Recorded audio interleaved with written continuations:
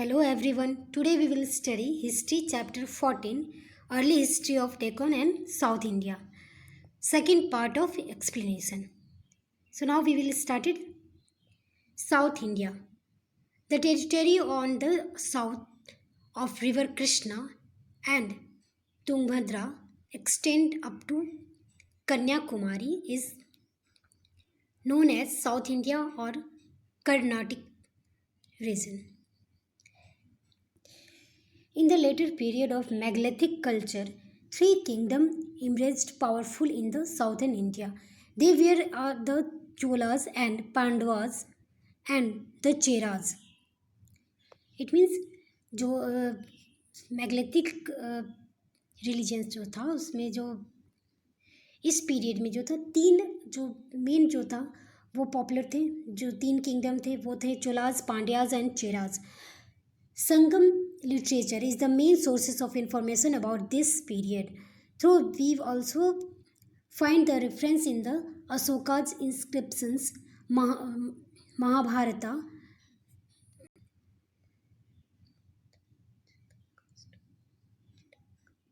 Jataka stories and the travel count of foreign travelers.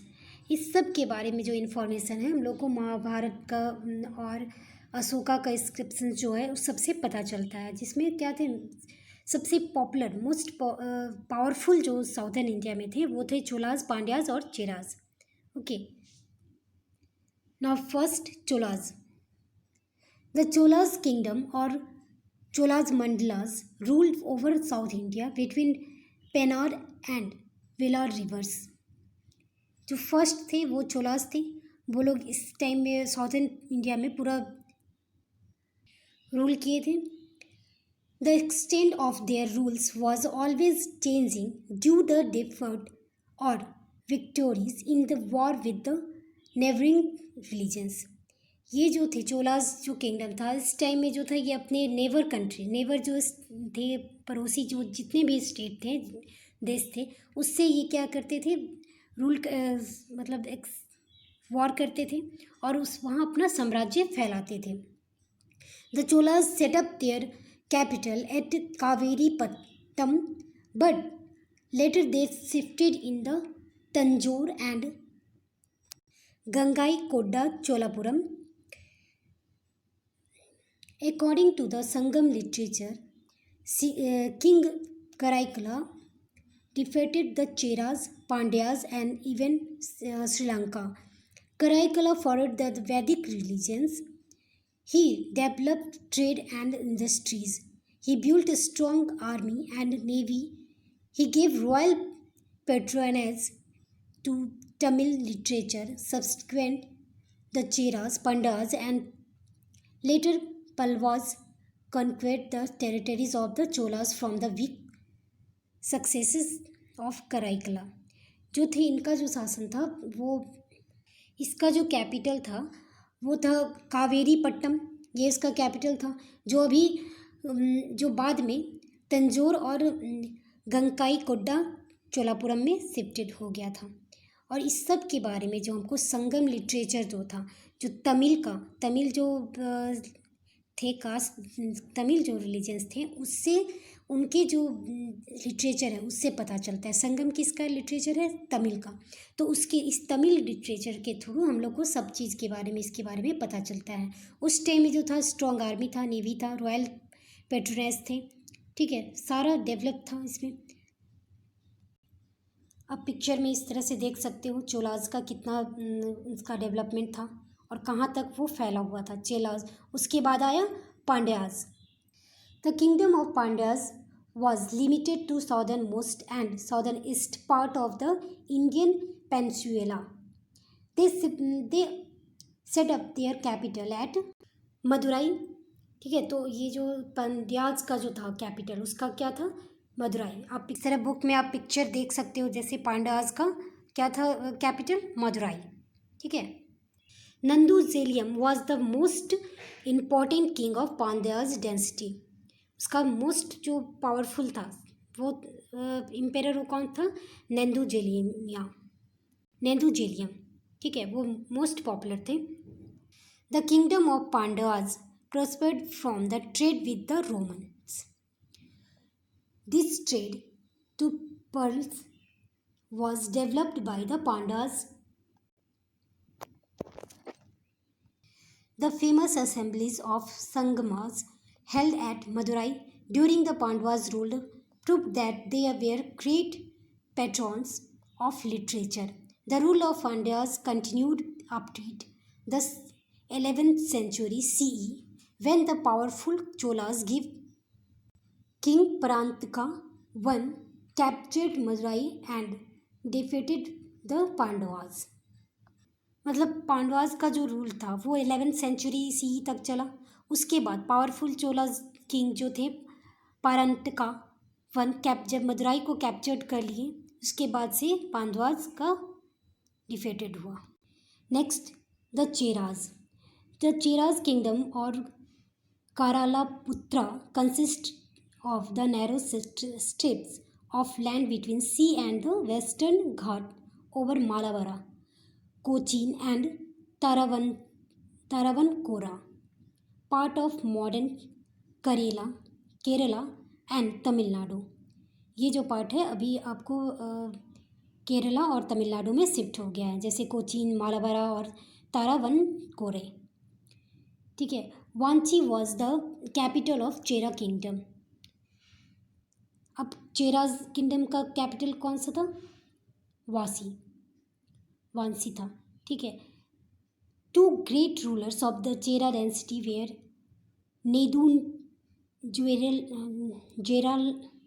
नेंदुजेराल and Senguttuvan. The Cheras had trade relations with Rome and Egypt.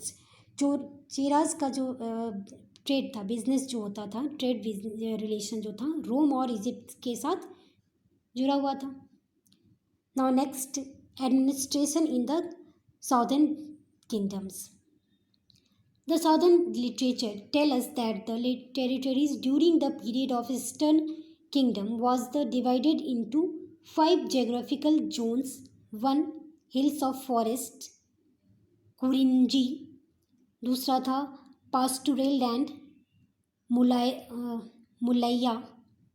तीसरा था fertile land और चौथा था coastal land, नेटे. And पांचवा था aired land. The king was assisted advised by the council of minister. He maintained large army of soldiers, horses, elephant, etc. The soldiers patrolled the roads and ensured the safety of the merchants. उस time में भी जो था council minister थे और जितने भी maintain large memory of soldiers, horse, बहुत सारे इनके जो किंगडम थे उसमें बहुत सारे लार्ज सोल्जर्स थे, बहुत सारे सेनापति थे, हॉर्स, एलिफेंट, सारा कुछ था. ठीक है. और वे अपने सेफ्टी और सुरक्षा का पूरा ध्यान रखते थे. और चेराज जो किंगडम था उस टाइम में जो जितने भी साउथर्न किंगडम थे वो 5 पार्ट में डिवाइड, जोग्राफिकल पार्ट में डिवाइड थे. हिल्स फॉरेस्ट, पास्टूरेन लैंड, फिर फर्टाइल्स लैंड, कोस्टल लैंड और अराइड लैंड. ठीक है. ये 5 पार्ट्स में डिवाइडेड थे. जोग्राफिकल इसका हिस्ट्री ये था. Society and religions. इस टाइम में सोसाइटी और रिलीजियंस वहाँ कैसा था? The society of southern India was also caste ridden like northern India. The Brahmin and the Kshatriyas dominated the other caste. ठीक है. उस टाइम में वही जो रिलीजियंस था वो ब्राह्मण और क्षत्रिय का पार्ट में बटा हुआ था और वो जो सारे कास्ट को डोमिनेट करते थे. The king donated large pieces of land to the temple which were the center of the worship, as all the administration, culture and meeting place to solve the problem. उस time में भी जो जितने भी king जो थे वो बड़े से बड़ा जो लैंड थे वो डोनेट कर देते थे टेम्पल के लिए. मतलब मंदिर के का उस समय विशेष महत्व था. इसीलिए राजा भी थे जो थे वो इतने सारे बड़े भाग को, बड़े जो पीसेस लैंड का पीस जो था उसको ये टेम्पल के लिए डोनेट कर देते थे, दान में देते थे। The worship of the god Vishnu will became popular. उस टाइम में जो था भगवान विष्णु की पूजा होती थी। The people living among the sea coast also worshipped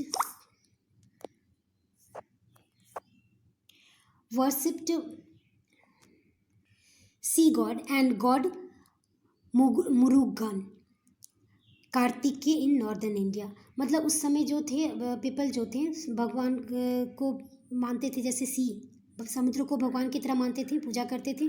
और गॉड मुरुगन जो कार्तिक के जो थे वो नॉर्थन इंडिया के लिए भगवान के रूप में पूजे जाते थे। Some people also followed Buddhism and Jainism.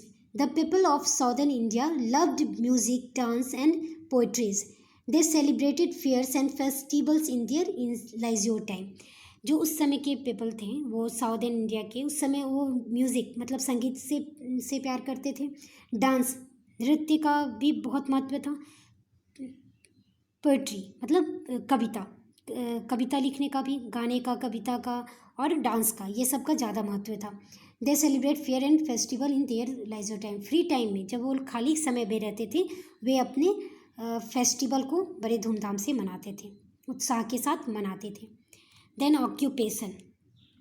Agriculture was the main occupation of the people. उस समय भी एग्रीकल्चर मेन था, ऑक्यूपेशन के साइड में मेन था जो ऑक्यूपेशन वो एग्रीकल्चर था। They should ploughshare sickle and the some other tools of cultivation. ये सारी चीज़ों का ये लोग यूज़ करते थे। They grew rice, sugar cane, pulses, spices etcetera. मतलब राइस, शुगर केन और पल्सेस दाल, स्पाइस माने मसाले और जो गन्ने, ये फसल उगाई जाती थी। The king built canal for the irrigation. मतलब क्यूल जो था राजा जो थे वो कैनाल बना के रखे थे इरीगेशन के लिए। Land revenue the trade were the most important sources of the state income. वहाँ उस समय में ऑक्यूपेशन और स्टेट का जो मेन सोर्स था इनकम का, स्टेट के लिए जो मेन इनकम का सोर्स था वो था ट्रेड मतलब बिजनेस, जो कि अदर स्टेट से करते थे। All of the three kingdom had trade relation with the many countries like Egypt, Rome, Arabs, Malayas and China. इस सब पार्ट में इस सब देशों के साथ यहाँ व्यापार होता था और इससे अच्छा संपर्क था, रिलेशन था ट्रेड के लिए। All the small merchant lived among the coast.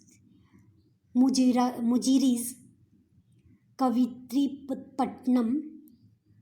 कावेरीपट्टम, Korkai were the important trade centre of Cholas. ये जो पार्ट था मुजीरीज फिर कावेरीपट्टम, कोराइज, ये सब जो इम्पॉर्टेंट ट्रेड सेंटर था चोलाज का। Pandavas and the Cheras respectively. The main items of the trade were the pearls, precious stone, textile and ivory. The foreign trade brought copper, tin, glass, wine, gold and silver to India. मतलब main item जो था trade का वो था Perl मतलब मोती, spice stone मतलब कीमती पत्थर, टेक्सटाइल्स एंड आइवरी था। मतलब ये सब कीमती वस्त्र जो कपड़े का होता है वो टेक्सटाइल हुआ, वस्त्र वाला। द फॉरेन ट्रेडर्स ब्रॉड, और जो फॉरेन ट्रेडर्स था वो थे copper, tin, glass, wine, gold और सिल्वर, ये इंडिया से लेते थे। इस तरह से उस समय ऑक्यूपेशन जो था उनका यही था, ऑक्यूपेशन इससे रिलेटेड था और वे इसी पर निर्भर रहते थे।